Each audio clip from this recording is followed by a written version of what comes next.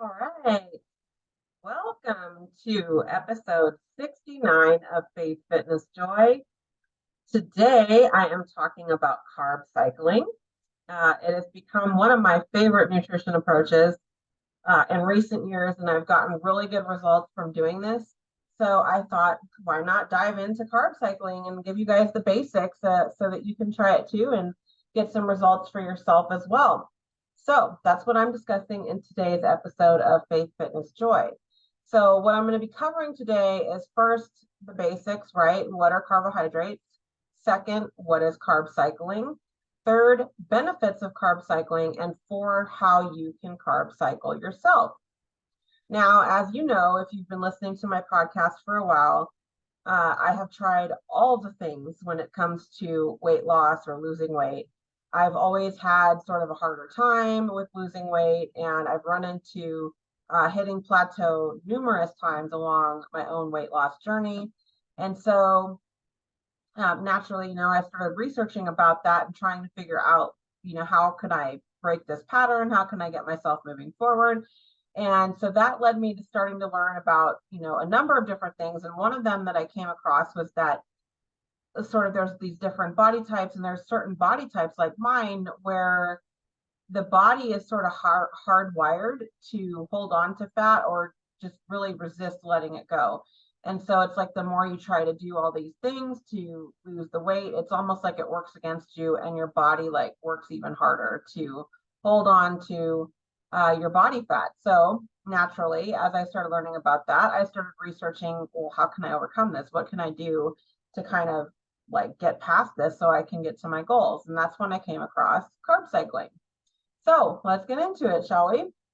So the first thing to understand, depending on how familiar you are with all of this, is what are carbohydrates? What does that mean, right? So before we can discuss carb cycling, obviously you need to have a good understanding of that. So carbohydrates is just one of three different of the main categories of macronutrients, right? There's all of the foods we consume can be broken down into three main categories of macronutrients. And so carbohydrates is one of them, and the other two are protein and fat.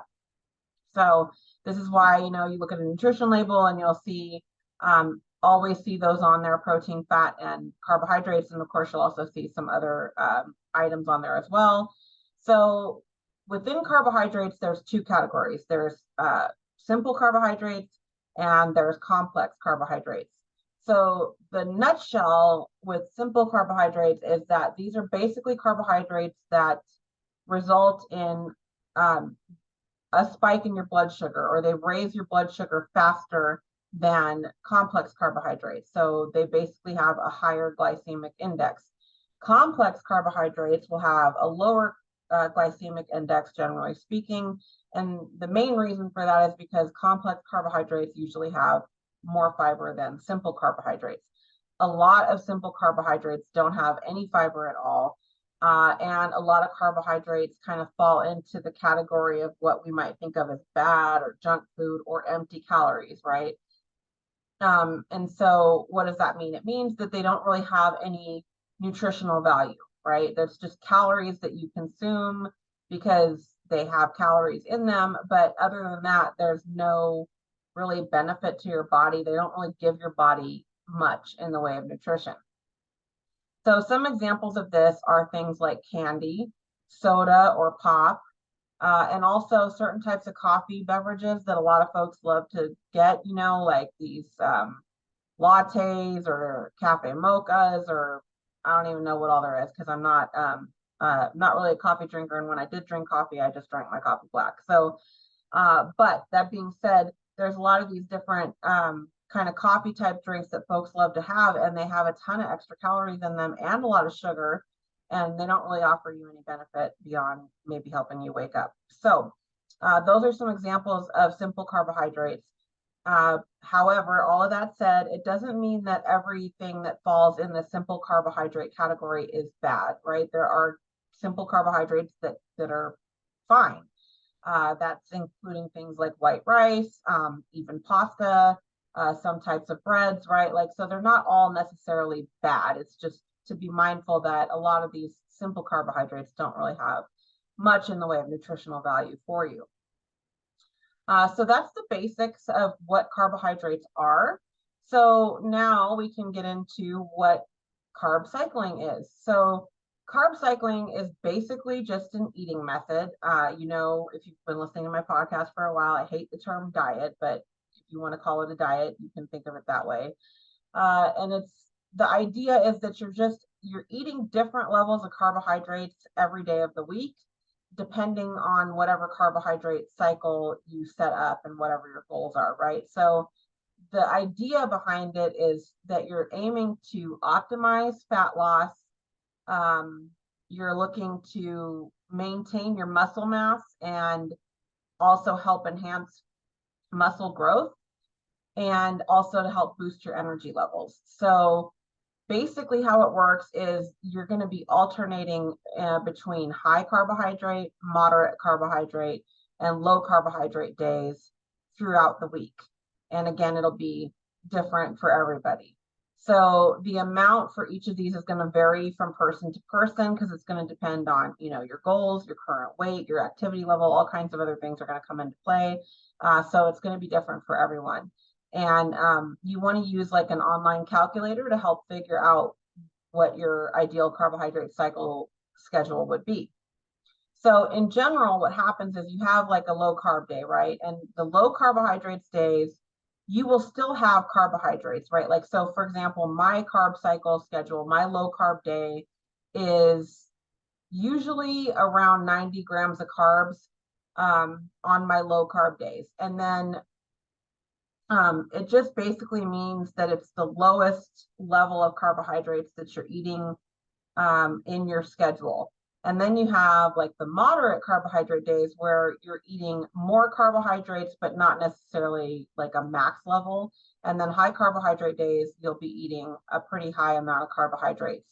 And what you'll see when you if you do this and you calculate your schedule and your cycle, you'll notice that the fat and the carbs offset each other. So if you're on a low carbohydrate day, you will have like a lower level of carbohydrates, like I said, but your fat level will be higher. So you'll be able to eat more fat on those days, but your carbohydrates will be lower. And then it's vice versa on your high carbohydrate days. So the high carbohydrate days, you will have a pretty high amount of carbohydrates that you're eating, but your fat amount is going to be pretty low, because it's a balance, right? Like you're still trying to stay within a certain max level of calories every day.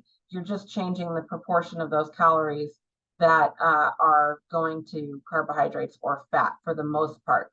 The protein levels will also fluctuate when you're doing your low, moderate, and high carbohydrate days, but you'll notice that regardless of if it's a low carb, moderate, or high carb day, your protein levels are going to still be pretty high, right? And that's because, and if you've ever done macro tracking before, you know that like protein is kind of like the one macro you don't want to be under on, and you always want to prioritize hitting your protein targets if nothing else. I mean, really, you should be hitting all of your macro targets, but that's kind of why you'll see that the protein levels are generally going to stay fairly high on any of your carb days, whether they're low, medium, high.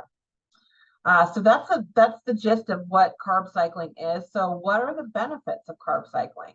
Well, the benefits of carb cycling include things like fat loss, muscle retention, improved efficiency of your metabolism, and also they help regulate, or it helps regulate your hormones, right? So, and I find this so interesting because some of the very issues that can make it difficult for a lot of us to lose weight can actually be helped with carb cycling. So I mentioned earlier that certain body types are really kind of hardwired to hold on to body fat and not let it go, and also really resist like fat loss. So carb cycling really helps you overcome that if that is you, or if you have that type of body, because it sort of tricks your metabolism, to put it really simply, and it's sort of like gets your body more acclimated to alternating between using the food that you eat as fuel and using your stored body fat as fuel. So basically it's helping to get your body out of that inclination of like resisting fat loss to using stored body fat for fuel, which is going to help you decrease your fat amount, your body fat. The other thing that happens is it helps with the hormones, right? So hormones are another really big factor, especially for women, when it comes to weight loss. So, and I think this is kind of ironic because what happens is you're trying to lose weight, right? And then you get stuck. Or like, and this has happened to me too, where I'm like religiously adhering to my diet. I'm sticking with my exercise, like I'm doing everything I'm supposed to be doing. And I'll plateau and then I'll start going up in weight. Again, not increasing food intake, not decreasing exercise, and I will actually gain weight. And that, as you can imagine, is incredibly frustrating. And I'm sure others of you out there have had that happen. So why does that happen? Well, ironically, because when that happens, what do? Right? Like you instantly are like, oh, I better cut back on what I'm eating even more. And I better go harder in the gym. I better do more cardio. I better like do higher intensity workouts. I need to do more, right? Like that's like the knee-jerk reaction. But that's exactly the opposite of what you should do. And actually, when we do this, we're just making everything worse because it's all tied to hormones. And when we do that, we actually kind of screw up our metabolism, and then we get our hormones out of whack, and that's how it all starts to like work against us. So this is another thing that carb cycling helps us with, because it helps us to regulate the hormones and get them back in balance and get them functioning the way that they should be, especially some of the hormones that are really key with regard to metabolism, like leptin and insulin. So that's another way that carb cycling can really help the body and help us with our goals. So last is, how do you do carb cycling? Like, how does one get started with this, right? So as I mentioned before, there's tons of free resources available on the internet that you can use to help you. So the first thing you're going to want to do is find a carb cycling macro calculator. And there's a number of them out there that you can find. And so you want to get that, and so that you can determine whatever your own unique schedule is. And then once you have that, you want to follow at least 90% adherence, right? So you want to make sure that 90% of the time you are hitting those macros perfectly. Ideally, you want to hit the macros perfectly 100% of the time. But again, with everything else that I talk about here, it's a process of change, and it can be a challenge to do that. So just know it's going to take some time. So in order to do this, you're going to have to weigh your food, measure your food, track your food every day so that you know you're hitting your macro targets. And you can't get away from measuring and weighing your food. You have to know exactly how much you're eating. Otherwise, you are not going to be certain of the amount of macronutrients that you're getting at each meal, serving, whatever, right? So that's really important. If macro tracking is new to you and you're not very familiar with it, you can check out my previous episode. It's number 25, and it's called How to Get Started with Macro Tracking. So I go in depth about macro tracking and how you do that, how you figure it out, and all of that. So if you need some more information about that, check that episode out. And then the other thing you're going to need to be doing with this is to check your progress every 2 weeks. Okay, this is going to be really important. I always think this is a slippery slope, especially for us ladies, because getting on the scale can be a whole situation, but it's really important to keep track. So I would advise, and actually when you're doing macro tracking, you want to check everything in 2-week increments. So don't weigh yourself more than that. But get on the scale every 2 weeks and check your measurements every 2 weeks as well. So that's, using a tape measure, checking your waist, your chest, your thighs, all of that, so that you can see where you are. And what you're looking for is you're looking for either one of two things or both of these things. You want to see a drop in the scale, and or you want to see a decrease in your body measurements, right? So sometimes it can happen where the scale won't budge, but your measurements will decrease, right? So you might see a drop of 1/2 inch on your waist, for example. Sometimes it can even happen where your weight might go up, but your measurements will go down. This can happen too. So just be aware of that. Pictures is another great way to track progress as well, but it's not really going to help you so much with assessing your progress on the macros. So you want to check your progress, and that's going to help you know if it's working, if you have your macro levels right. So if you're losing weight, or you're shrinking in terms of measurements, then stick with the macros that you're at and stick with your cycle because it's working. If you are not seeing a change and you're not like, and that means no drop on the scale or no change in your measurements in terms of decrease, then one of two things. So first, I wouldn't change the macros or the schedule immediately. I would go another 2 weeks and see what happens.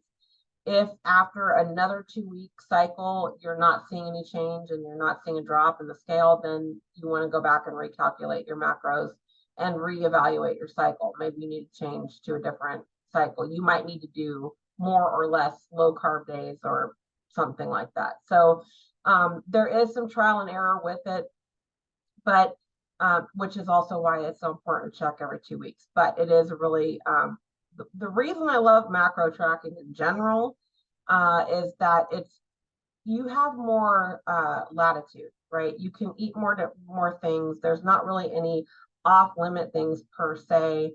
There's sort of a general rule. If it fits your macros, you can eat it, so long as you're not going over or falling under on any one of those 3 categories of protein, fat, or carbohydrates. That being said, I do like to really try to focus on also eating good quality food, like, vegetables and fruit and complex carbohydrates. And my focus is more on the health. But the beauty with macros is that you have more flexibility than maybe some other diets or nutrition approaches. So, and then, like I said, I shared the benefits with carb cycling and how that kind of adds that extra benefit to the macro approach in general. So that is all about carb cycling and how you can get started doing this for yourself. As always, I hope you find this helpful. Please share your thoughts in the comments or results. I would love to hear about your results and your wins and your success stories with this. So please share them in the comments. And that concludes today's episode of Faith, Fitness, Joy.